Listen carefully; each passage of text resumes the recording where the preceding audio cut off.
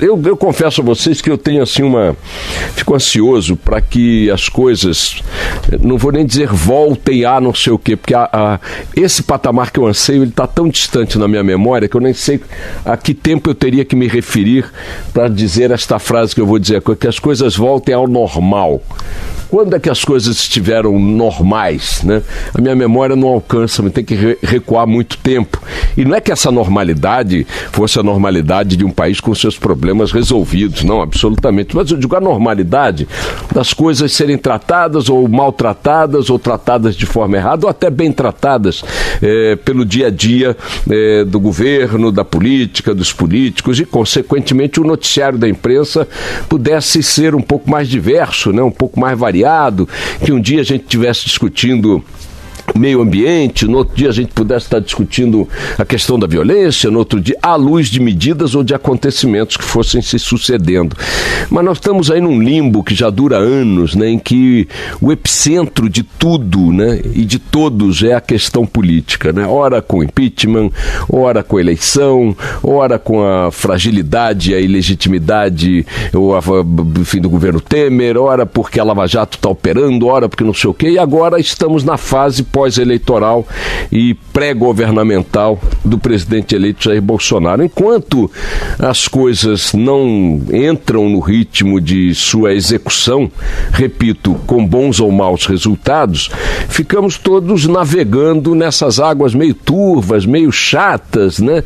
De transição, um dia uma coisa, um dia uma declaração, outro dia outra, com pouca produção de fatos concretos, porque não está também na hora do fato concreto. Um governo agônico ainda não foi enterrado, o outro que acabou de nascer ainda não está mamando, ainda não está colocado aí no leito materno para poder viver a vida. Então não há fatos, há muitas declarações aqui, aí avança, recua e tal. Ontem o presidente eleito deu uma longa entrevista a José Luiz da Atena, voltou a falar de vários temas importantes, mas o tema que está no radar da economia e a questão da reforma da Previdência, está ficando claro que Jair Bolsonaro, ainda que isso o leve a confrontar-se com a sua equipe econômica, não vai enfiar o pé no acelerador na questão da reforma da Previdência. Ontem ele bateu na tecla de algumas bandeiras que foram muito içadas, né, por opositores da reforma da Previdência agora na gestão Temer.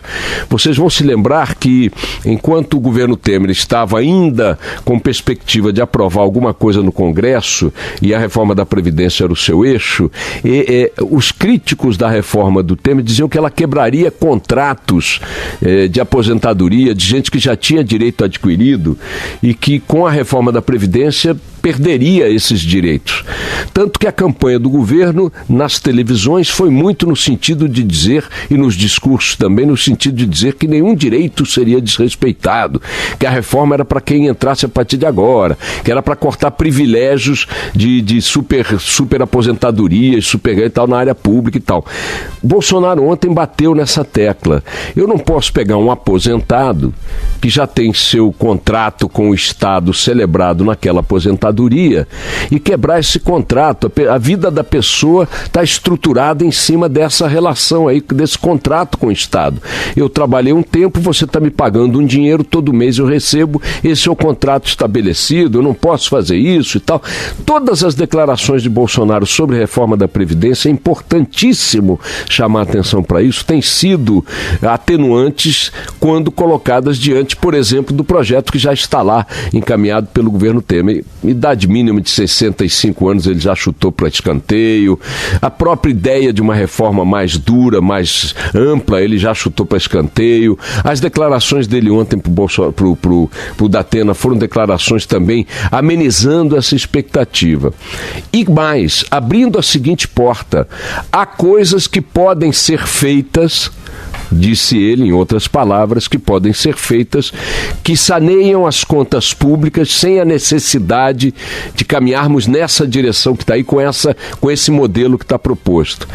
Olha, minha gente, eu não sei, e também não tenho dúvida de que se houver um atrito entre a equipe econômica e o Bolsonaro, a liderança dele hoje, o temperamento dele, o respaldo que ele tem pela vitória eleitoral que conquistou, dá a ele toda a gordura necessária para detonar qualquer ministro ministro da Economia.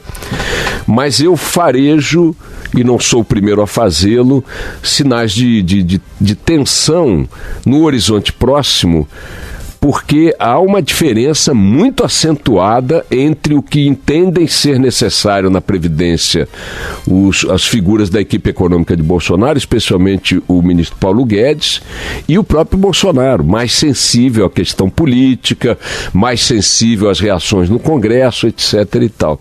Teremos que esperar, de qualquer maneira, para ver para onde as coisas vão caminhar a partir de janeiro. Por enquanto, repito, o que temos são muitas declarações, muitas intenções que vão e voltam, indefinições ainda na composição da equipe. Para não dizer que esse terreno do oba-oba, do dia a dia, não produz nada de concreto, também nas declarações é possível produzir coisas concretas e, às vezes, negativas. Ontem, o Egito anunciou que estava cancelando unilateralmente uma visita oficial que seria comandada pelo ministro das Relações Exteriores do Brasil, o chanceler Aloysio Nunes, ao Cairo, né, com 20 empresários que estão no país e que terão que retornar, né, para o Brasil, porque a visita foi considerada uma visita não oficial, ou seja, perdeu todo o seu sentido. O Brasil tem, este ano, exportações já de 10 bilhões de dólares para os países árabes, e esta reação do governo do Cairo foi a primeira neste mundo dos países árabes à declaração de Bolsonaro de que pretende transferir de Tel Aviv para Jerusalém a embaixada do Brasil em Israel. A decisão do Egito, a rigor, podemos dizer, não traz impacto algum.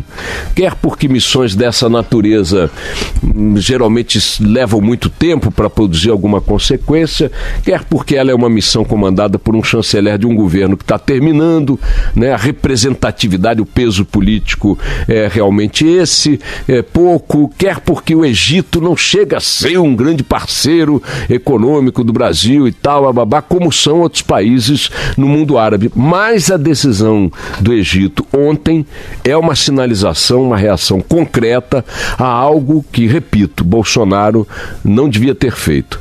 Não porque não haja algum fundamento que ele queira encontrar ou que seus aliados queiram encontrar, mas porque um presidente da República não pode ficar defendendo uma pauta motivada por coisas que não sejam do estrito interesse do país que ele agora, ou que daqui a pouco vai governar.